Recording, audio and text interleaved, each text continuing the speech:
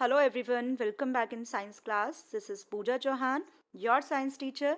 Now I'm going to explain chapter number 13 of class 7th, Motion and Time, and this is the second part of this chapter.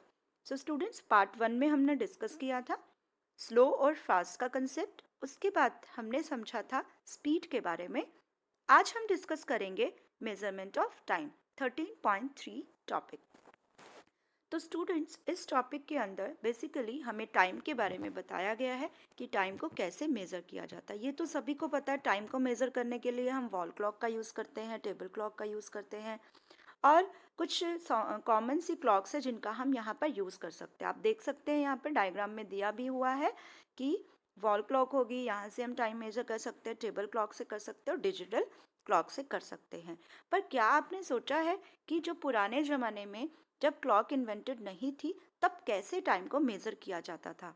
तो students, उन्होंने क्या देखा? They found that sun rises every day. उन्होंने देखा कि सन तो daily ही rise होता है in the morning, right. The time between one rise and the next was called a day. जब पुराने टाइम में उन्होंने ऑब्जर्व किया कि डेली सुबह सन राइज होता है, तो जब सन राइज होता है, नेक्स्ट जब सन राइज होगा तो इसका मतलब इनका पूरा वन डे कंप्लीट हो गया. इस तरह से ये डे को कैलकुलेट करते थे, राइट.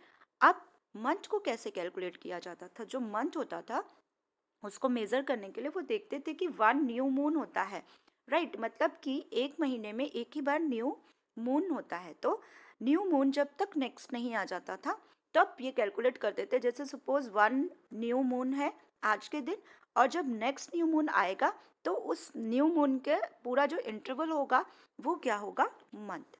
ओके. और ईयर को कैसे कैलकुलेट किया जाता था? Year was fixed as the time taken by the earth to complete one revolution of the sun. Sun के चारों तरफ जब पूरा एक रिवोल्यूशन, पूरा एक चक्कर हमारी अर्थ लगा लेगी तो मतलब क्या होगा? पूरा वन ईयर कंप्लीट. ओके.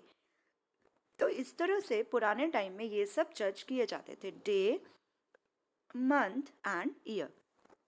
उसके बाद धीरे धीरे हमें पर्टिकुलर जो टाइम का मेज़र करने के लिए हमारे पास क्लॉक्स आई.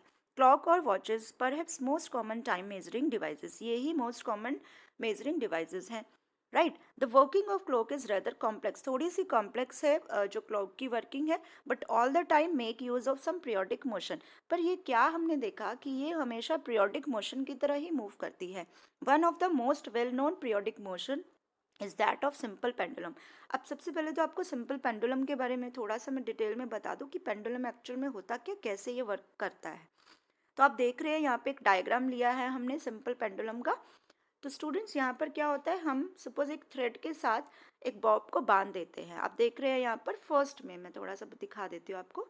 ये देखिए, ये है बॉब जो एक थ्रेड के साथ लटका दिया गया. ये इसकी पोजीशन है, राइट, जब ये रेस्ट में है. इसके बाद ये बॉब को अगर हम खींचे तो ये बॉब पहले इधर जाएगी ए पोजीशन पे, फिर ए पोजीशन से जाकर वापस से मीन पोजीशन पर आ जाएगी, इसे मीन पोजीशन कहते हैं.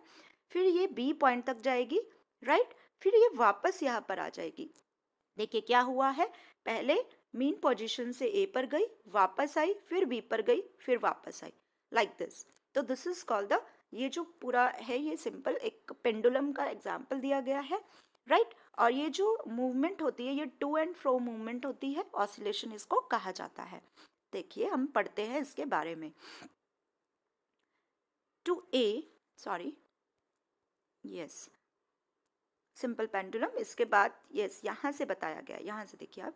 A simple pendulum consist of a small metallic ball. ये एक स्मॉल मेटालिक बॉल की होती है और पीस ऑफ स्टोन या फिर एक पीस ऑफ स्टोन लटका दिया जाता है एक रिजिड स्टैंड पर, राइट, या फिर थ्रेड पर. एक स्टैंड के ऊपर ऐसे ये स्टैंड होता है, यहाँ पे एक थ्रेड होता है, यहाँ पर ये बॉब को लगा दिया जाता है.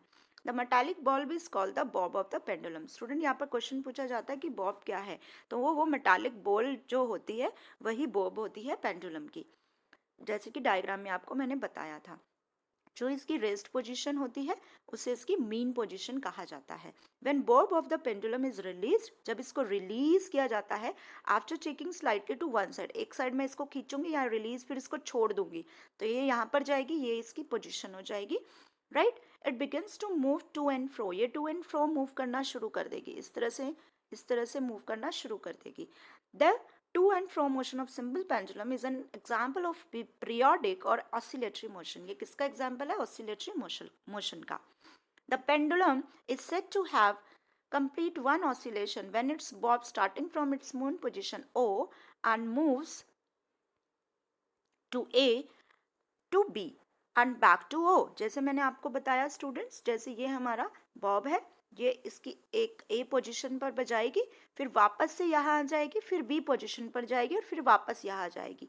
राइट, इसने यही बोला कि मीन पोजीशन से ए पर, फिर उसके बाद बी पर, फिर बैक टू ओ पर. The pendulum also completes one oscillation when its bob moves from one extreme position, ये इसकी एक्सट्रीम पोजीशन है एक, to A, to other extreme position B and come backs to A. और पूरी ए पर आ रही है, देखिए कैसे ए पर गई, बी पर आई, फिर दोबारा बोल रही है ए पर. तो ये इसकी कंप्लीट एक पोजीशन होगी. दोबारा देखेंगे, one oscillation when it's bobs moves one extreme position A to the other extreme position B, one extreme position A to the other extreme position B and back to A. दोबारा भी A पर आएगी. The time taken by the pendulum to complete one oscillation is called time period. Time period क्या होता है students? वो time taken जो एक कंप्लीट ऑसिलेशन को करने में लगा है, उसे हम उसका टाइम पीरियड कहते हैं. राइट, अब ये जो एक्टिविटी दी है ये इसी से रिलेटेड है. इस एक्टिविटी में आपको सिंपल सी एक्टिविटी है. देखिए इस एक्टिविटी में करना क्या है आपको मैं बता देती हूँ in short.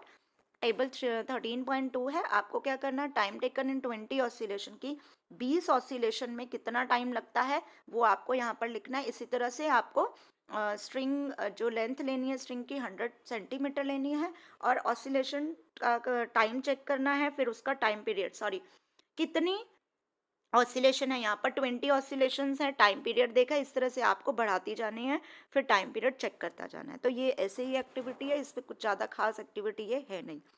Now units of time and speed, कैसे टाइम और स्पीड के यूनिट को मेज़र किया जाता है. ऑब्वियसली हर चीज़ की एक यूनिट होती है. जैसे आप मार्केट में जाते हो, अगर आपको वेजिटेबल्स परचेज करनी है तो आप कहते हो कि मुझे 1 kg पोटैटो चाहिए या कुछ भी आपको लेना है तो आप उसकी यूनिट मेंशन करते हो. राइट, दूध लेते हो तो आप बोलते हो मुझे 1 लीटर दूध दे दो. फाइन. तो इस तरह से टाइम और स्पीड की भी यूनिट होती है. जो बेसिक यूनिट होती है ना टाइम की, वो होती है सेकेंड एंड उसका सिंबल होता है small S. Larger unit of time is minute. जो लार्जर होती है वो मिनट होती है और उससे बड़ी आर होती है. तो देखिए सेकेंड, मिनट एंड आर, तो ये यूनिट है किसकी, टाइम की. You already know how these units are related to one another. आपको पता ही है कैसे रिलेट रहती है, क्योंकि 1 घंटे में 60 मिनट होते हैं. राइट, और 1 मिनट में 60 सेकेंड होते हैं. तो ये तो आपको पता ही है. नाउ अब हमें ये भी पता है कि जो स्पीड होता है ना उसका फॉर्मूला क्या होता है, डिस्टेंस अपॉन टाइम टेकन. तो बेसिक यूनिट ऑफ स्पीड क्या होती है, डिस्टेंस मीटर में मेजर किया जाता है, टाइम सेकेंड में किया जाता है. मीटर पर सेकेंड, मीटर पर सेकेंड, इसको इस तरह से सिंबल में लिखा जाता है, मीटर पर सेकेंड. Fine, okay. अगर बात करें हम सिंबल्स की तो देखिए यहाँ पे you must remember that the symbol of all units are written in singular. Singular form में ही इसकी यूनिट्स लिखी गई हैं. Right, for example we write 50 kilometre, not 50 kilometres. ऐसे नहीं लिखते 50 किलोमीटर्स, कैसे लिखा है 50 किलोमीटर. फिर 8 सेंटीमीटर एंड नॉट 8 सेंटीमीटर्स. तो ये ध्यान रखना है स्टूडेंट्स, आपको इसको सिंगुलर में ही लिखना है. देखिए यहाँ पर इंटरेस्टिंग सा एक फैक्ट स्टोरी टाइप बताया गया है कि जो हमारे फेमस साइंटिस्ट थे गैलीलियो गैलीली, इन्होंने ही इन्वेंट किया था पेंडुलम के बारे में. It is said that once Galileo was sitting in a church, वो चर्च में बैठे थे, उन्होंने देखा, he notice that the lamp suspended from the ceiling. ऊपर एक सीलिंग पर यानी कि छत पर एक लैंप लटका हुआ है विद चेन, चेन के साथ वो मूव कर रहा है slowly one side to the other. He was surprise to find that his pulse beat the same number of time during the interval. जैसे जैसे वो मूव कर रही है वैसे वैसे उन्होंने अपनी पल्स को चेक किया कि हमारी पल्स भी उसी की तरह मूव ले रही है और कंप्लीट वन ऑसिलेशन कर रही है. ठीक है, Galileo experience with various pendulums. फिर उन्होंने बहुत सारे एक्सपेरिमेंट किए पेंडुलम्स के साथ अपनी ऑब्जर्वेशन को वेरीफाई करने के लिए. उन्होंने फिर क्या पाया, he found that the pendulum of a given length takes always the same time to complete one oscillation. उन्होंने देखा एक ऑसिलेशन को पूरा करने में ये कंप्लीट वन ऑसिलेशन एक ही टाइम में पूरी हो रही है. This observation lead to the development of pendulum clock. इसी तरह से इसी ऑब्जर्वेशन से पेंडुलम क्लॉक का इन्वेंट किया. किसने किया, गैलीलियो गैलीली ने. Winding clocks and wrist watches were refinement of the pendulum clock. और उसके बाद जो रिस्ट क्लॉक्स आई हैं ये और भी ज़्यादा रिफाइन करके आगे आई हैं, राइट। तो ये था इस थोड़ा सा जो ब्लॉग पे दिया गया उसके बारे में।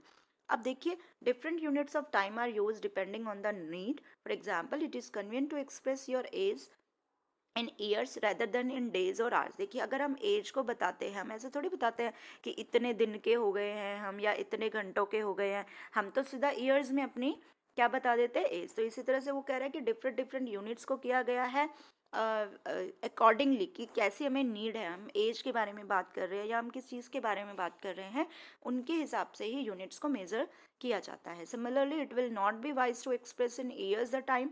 आप टाइम को ईयर्स में थोड़ी ना एक्सप्रेस कर सकते हैं। Taken by you to cover the distance between your home and the school, right. तो इस तरह से अकॉर्डिंगली टाइम को मेजर किया गया है।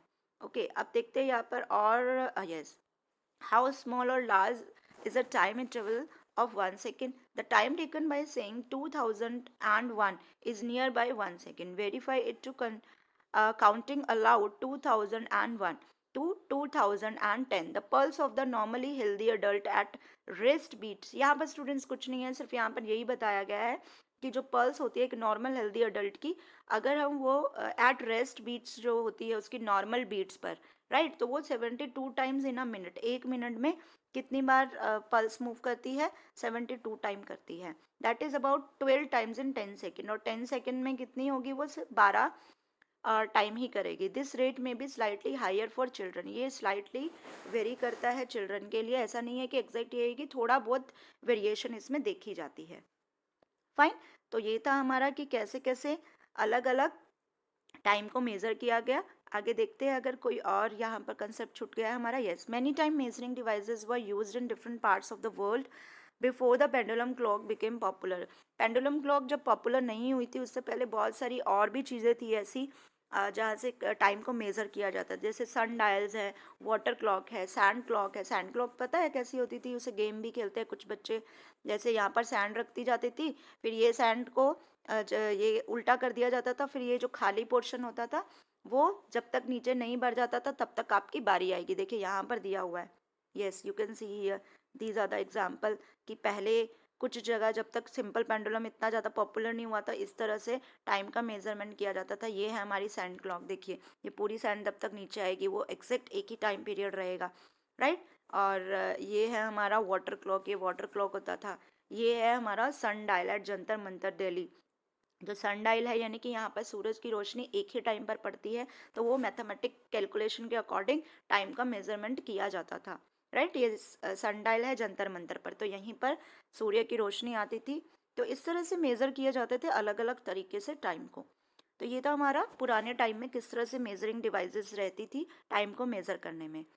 ओके, तो जैसे ये भी एक एग्जांपल दिया हुआ है, ये बॉल जा रही है फिर वापस आएगी। देखिए यहाँ पर देखिए, measure the distance between the point eight which the ball crosses the line. हमें डिस्टेंस मेजर करना है कि कितने पॉइंट्स पे ये बॉल क्रॉस कर रही है इस लाइन को, ठीक है। You can use a scale और मेजरिंग टेप। आप इसको स्केल की हेल्प से भी यूज कर सकते हो, टेप की हेल्प से भी इसको मेजर कर सकते हो। Fine. Let different groups repeat the activity, record the measurement table 13.3 in each, calculate the speed of the ball. फिर हमें देखना है मेजर करने के लिए, मेजर करने के बाद कि स्पीड हर बार कितनी रही। अगर आप डिस्टेंस कितना ले रहे हो उसके अकॉर्डिंग स्पीड कितनी थी। फाइन। तो ये एक्टिविटी देखिए टेबल पॉइंट 3 बोल रहा है, ये बनाइए और नेम ऑफ द ग्रुप लिख दीजिए। अलग अलग ग्रुप ने यहाँ पर जब अलग अलग ग्रुप ने किस किस डिस्टेंस में कितना कितना टाइम लिया, फिर उसकी स्पीड कैलकुलेट करनी है। तो this is your homework students. ये कुछ नहीं है, आपको एक एक्टिविटी करनी है, बॉल को थ्रो करना है, फिर एक पर्टिकुलर स्केल डाल देना कि उसी स्केल पर सेम उस पर कि कितना डिस्टेंस उस बॉल ने मूव किया, कितने टाइम में मूव किया, फिर उसकी स्पीड फाइंड आउट करनी है। तो ये एक आपका जर्नल सा एक एक्टिविटी है। अब आपको पता है, अगर हमें उसका स्पीड का फॉर्मूला हमें पता है स्टूडेंट्स क्या होता है, डिस्टेंस अपॉन टाइम टेकन। अगर मैं आपको कह दूँ आपको स्पीड पता है, डिस्टेंस पता है, टाइम निकालिए, तो आप निकाल सकते हैं। Time is equal to distance upon speed हो जाएगा, ये टाइम इधर चला जाएगा, स्पीड इधर आ जाएगी। तो टाइम इज इक्वल टू क्या हो जाएगा, डिस्टेंस अपॉन स्पीड। फाइन। तो ये था हमारा एक another important formula, time is equal to distance upon speed, जो किस फॉर्मूले से निकला है, स्पीड के फॉर्मूले से ही निकला है स्पीड होता है डिस्टेंस अपॉन टाइम टेकन। तो आपको टाइम निकालना है तो इसको इंटरचेंज कर दीजिए। नाउ स्टूडेंट्स, यहाँ पर हमें दिया है एक another important concept speedometer. Speedometer क्या होता है? एक ओडोमीटर आएगा आपको। तो आपने देखा होगा जब आप स्कूटर और मोटरसाइकिल को यूज़ करते हैं तो जो मीटर्स देखे जाते हैं can be seen in dashboard of cars में, बसेस में, अदर व्हीकल्स में भी देखे जाते हैं, right. Note that one of the meter has kilometre per hour written at one corner. एक कॉर्नर पर लिखा होता है किलोमीटर पर आवर, तो यही हमारा स्पीडोमीटर होता है, यानी कि हमारी स्पीड बताता है, राइट। इट रिकॉर्ड्स, जैसे यहाँ पे दिया हुआ है, हर किसी का एक अलग अलग स्पीड रहता है। रैबिट की अलग स्पीड है, डोमेस्टिक माउस की अलग है, ह्यूमन की अलग है, ठीक है। इस तरह से बताया हुआ है इन किलोमीटर पर आवर। और अगर मुझे इसको मीटर पर सेकंड में कन्वर्ट करना है तो कैसे करेंगे स्टूडेंट्स? जैसे किलोमीटर में, 1 किलोमीटर में 1000 मीटर होते हैं, राइट। सो 1000 मीटर को मल्टीप्लाई कर देंगे उस स्पीड से, जैसे 320 को किया है। और 1 आवर में कितने होते हैं? 60 मिनट होते हैं। और 1 मिनट में कितने सेकंड होते हैं? 60 सेकंड होते हैं। तो इस तरह से if you want to convert kilometer per hour to, so we have to multiply 1000 meter divided by 3600 second. तो इस तरह से मीटर पर सेकेंड में आप वैल्यू को कन्वर्ट कर सकते हैं। ओके, अब मैं आपको बात करती स्पीडोमीटर की और ऑडोमीटर की। तो स्पीडोमीटर स्टूडेंट क्या होता है? जो किलोमीटर पर आवर वाला यहाँ पे देखिए आपको दिया हुआ है, यस, डैशबोर्ड दिए हुए हैं। कार में 2 डैशबोर्ड होते हैं। तो डैशबोर्ड के अंदर स्टूडेंट्स हमें बोला है speed directly in kilometre per hour होती है। There is also another meter that measure distance moved by the vehicle. कितना डिस्टेंस व्हीकल ने मूव किया, that is called the odometer. देखिए क्या होता है, आपकी स्पीड को जो बताता है, देखिए ये आपकी स्पीड को बता रहा है, तो this is called the speedometer. और ये आपने कितना, आपकी कार ने डिस्टेंस ट्रेवल किया है, ये क्या होता है? ओडोमीटर। फाइन। देखिए ये किलोमीटर, कितना किलोमीटर, ये बीच में दिया हुआ ना, इसको एनलार्ज करके दिखाया गया है। तो ये आपका, ये जो है ये तो आपकी स्पीड को बता रहा है, और ये जो बीच में लिखा है ना किलोमीटर, तो ये आपका ओडोमीटर होता है, यानी कि आपका बताता है कि कितना आपके कार ने डिस्टेंस ट्रेवल कर लिया है। तो this is called the odometer, right. तो ये है हमारा ओडोमीटर एंड स्पीडोमीटर। अब हमारा नेक्स्ट कंसेप्ट है डिस्टेंस टाइम ग्राफ। तो स्टूडेंट्स डिस्टेंस टाइम ग्राफ हम नेक्स्ट वीडियो में डिस्कस करेंगे, नहीं तो ये वीडियो बहुत ही ज़्यादा लंबी हो जाएगी।